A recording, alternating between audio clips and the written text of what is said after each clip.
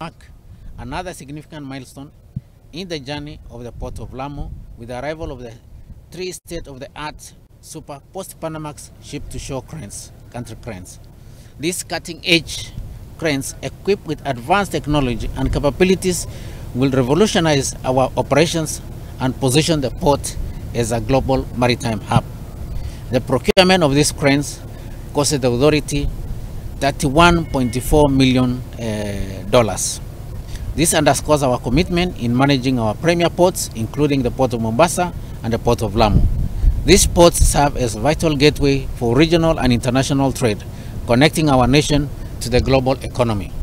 The commitment of Ethiopia to use the Port of Lamu, they've shown a lot of commitment. I think a month ago, officials from Ethiopia visited the Port of Lamu, and they also conducted a corridor survey from Lamu all the way to Moyale.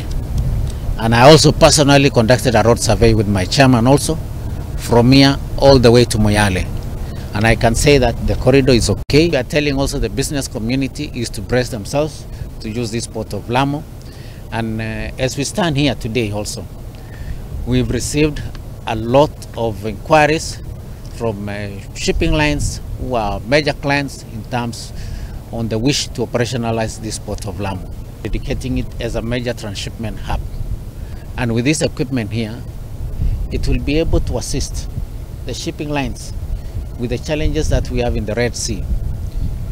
Any cargo coming from Asia now, we can do transshipment in the Port of Lamu, and it shortens the distance. In positioning itself where we are able to handle all those ships now, and we are able to handle those big ships. Instead of vessels going all the way to the Gulf to do transshipment there, we are saying Mombasa Lamu Port is ready to receive and to handle all those post-Panamax vessels, and we have the equipment that are able to handle all that cargo.